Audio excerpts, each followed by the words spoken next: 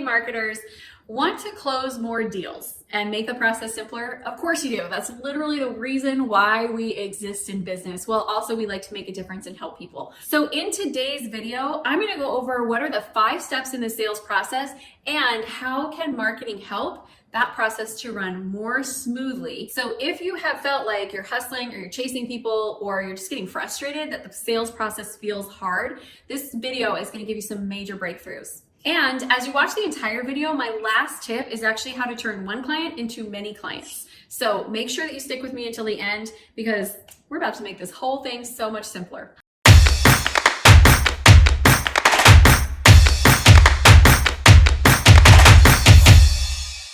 I'm Amy Walker, and I admit I'm a sales and marketing nerd. Like, nothing makes me more excited than seeing a really well-built sales process where the sales and the marketing and the client attraction, like, they just work together so well because of the results that it produces.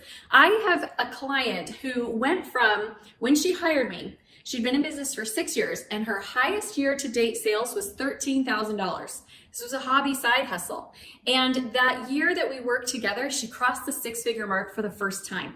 It was a fast transition. It probably didn't feel fast to her because she'd been doing it for 6 years already. But I'm telling you, once we dialed in the marketing and the sales together, it just magically started to flow. So in this video today, we're going to start off by talking about what's the difference between marketing and sales, and then how do they interact. I know that probably seems super basic, but you would be amazed how often I talk to people and they're like, I have a sales problem. And when we dig into it, I'm like, no, your conversion rate's fine. You have a marketing problem. You don't have enough people to sell to.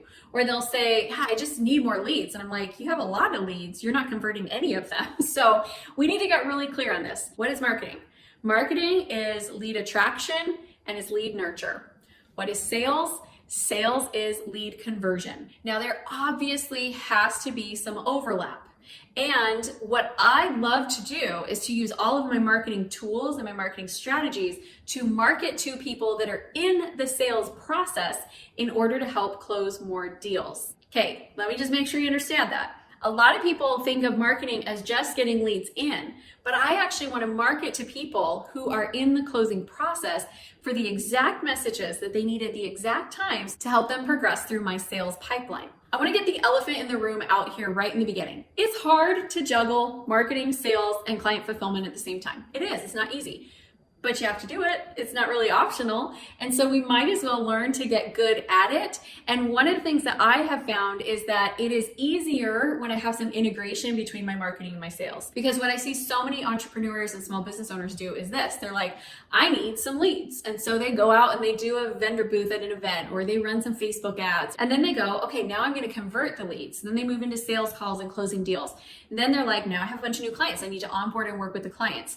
And then they're like, oh, shoot, I have no leads. Because during this process, they stopped marketing. You can't ever stop marketing. You can't ever stop selling. And you can't ever stop taking care of the people who paid you. You have to do all 3 of those things all of the time. So the first thing that we're going to talk about is the initial contacting and rapport building stage. But coming up next, we're going to talk about the actual needs discovery. And I'm going to share with you a couple of my favorite questions to really get to the heart of what they need. So stick with me. Okay, but back to the first step, this initial attraction, this initial reach out phase. Now, again, I'm going to cover this from the sales strategy. So this is your sales team, your salesperson, maybe it's you, that now you're going to try to reach out and you're going to try to start and get those sales conversations booked. Do you want a boring pitch or do you want a really super sexy reach out strategy? That was the leading question.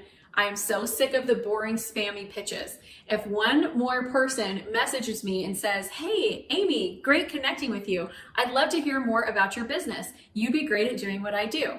I'm gonna barf in my mouth. So what we really want here is we want a strategic reach out campaign. I've talked about this before in other videos, the irresistible ask. This is something that you're gonna position in front of them that so directly speaks to their needs and their desires and their wants that they can't help but say yes. Like even if they wanted to say no, they just can't. It's too enticing. One of my favorite strategies that I've ever used was I did a book interview strategy where I was working on a book and I was trying to get research and get information from small business owners to figure out the problems and the specific things they wanted to address in this book. And I wanted to have real examples to use. So I had my team prospecting and reaching out on LinkedIn. And then on LinkedIn, they were asking people, hey, do you know anybody who fits this bill? We're doing some interviews for a book. And then they would say, yeah, I fit that bill, or no, you should talk to this person. And so it brought in the leads. Now that initial reach out strategy, that can be lead generation. So it can have some overlap. Your prospecting and your lead generation can have some overlap. Another really great example of this is contact marketing. Contact marketing, there's a wonderful book called How to Get a Meeting with Anyone by Stu Heineck. And we've actually interviewed Stu on the channel. He is the most creative, brilliant genius at figuring out how to prospect and capture someone's attention through creative strategies that cannot be ignored. And start thinking, what can I do to actually get in front of these prospects that I want to reach out to in a way that captures their attention? Or maybe you've already generated the lead and now you want to schedule the meeting. Well, is leaving a boring text message going to capture their attention as much as like leaving them a voice memo? Voice memos get higher response rates than voice messages. So just figuring out like, how can I tweak that approach to make it as effective as possible? Another thing that you can do that is some overlap between your marketing and your sales team is you could actually have your sales team using one of your lead magnets. So for example, I have the I'm Not a Salesperson sales book. That's one of my lead magnets. And so people come in because they want to download that book for free.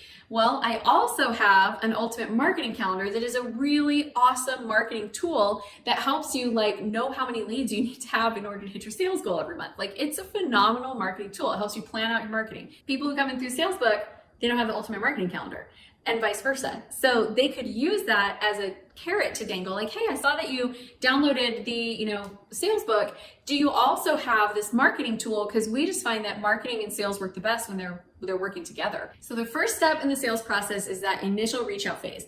The second is needs discovery. So needs discovery is the portion of the sales call where you're really trying to identify what do they need and does it fit with what you offer. One of the things that I love to do during this time is make it easier on the salesperson by letting some marketing automation do a little bit of the needs discovery. I like assessments, especially if you're in a service business. You want to be able to assess what does the client need before you get on the call with them so you know where to direct the call and how to move that. You can set up a survey or set up an assessment, and you can, as soon as someone schedules a call, you can trigger the automation that they're going to get that sent out. It goes to the salesperson before the call happens so that when they get on the call, they have a good bit of information and they're not starting from scratch. Now, once you know what their needs are, you can also run specific nurture campaigns based on their needs. So if they have, for example, a marketing need, I could run a nurture campaign that talks about how we work with our clients on marketing. So I can actually pre-frame before we get on the sales call that they already feel like we are experts in our field.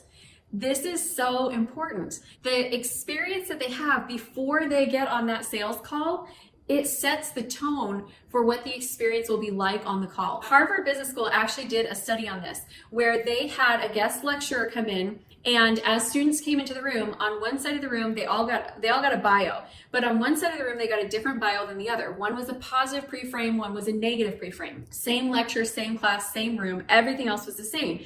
And then they did surveys afterwards. The people who had gotten the negative pre-frame that mentioned things like the professor being brilliant but cold, said things like he was really offensive and I didn't like him at all. The people that got the pre-frame saying things like he was warm and engaging were like, he was great, we loved this lecture. So psychologically, what happens before you get on the call makes a big difference. Now, I told you that I was going to share with you some of my favorite questions to ask, because a lot of times when you start trying to identify the need, people try to keep it very surfacey because they don't want to tell you what the real problem is, or they're embarrassed about how bad the problem is. And so one of the simplest questions that I'll use is I'll ask the question, so, you've told me where you want to go, and you've kind of told me a little bit about where you're at right now. So I see the gap.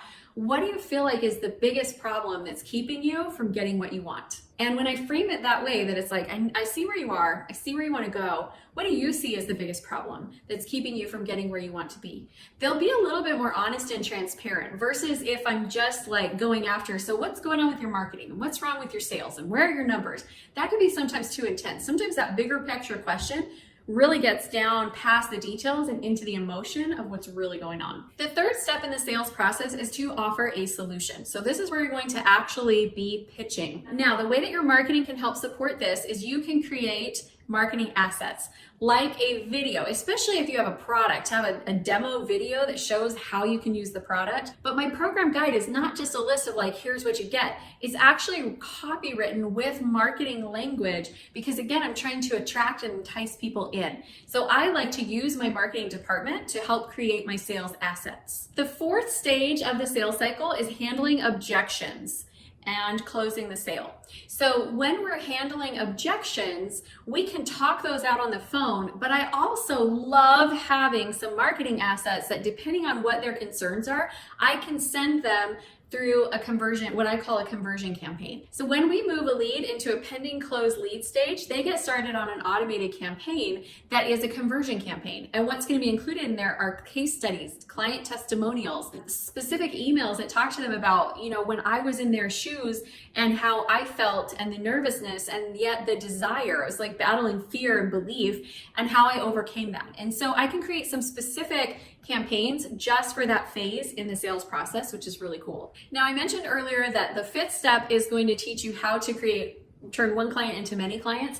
That's what the fifth stage is in the sales process. So it is follow-ups, it's repeat business, and referrals. I am really bad at remembering to ask for referrals. But you know what's really good at remembering to ask for referrals? My marketing software, my email marketing software. So when a new client signs up, I can have an email triggered to go out to them in 6 weeks and ask for a referral. We understand that marketing's primary focus is lead attraction and lead nurture, but so many of those same tools that we're using to attract in the client could be then redirected towards giving specific messages to the people at the point that is relevant for them in the sales process. I feel like I'm having mental telepathy right now, and I feel like some of you that are watching are like, that sounds amazing and like so much work and so hard. And I don't even know where to get started. So if that is you, here's where you get started. Your first next great step is to go down below and find the link for our Sales and Marketing GPS. And let's assess what you have in place. And then let's create the map for what you need to build in order to get your sales and marketing working really well together. We'll even review it with you and answer the questions that you have so that you don't have to go through this process alone and feeling confused. It might feel hard for you because this is the first time you're doing it. It's not hard for us because we do this day in, day out all the time with our clients, and it creates amazing increase in your results. So I'm excited to be able to help support you on this journey. So now you know what are the 5 steps in the sales process and how does marketing support it. And the next video that you're going to want to watch is what are the different types of advertising techniques. So keep watching for more tips on how to market on a budget.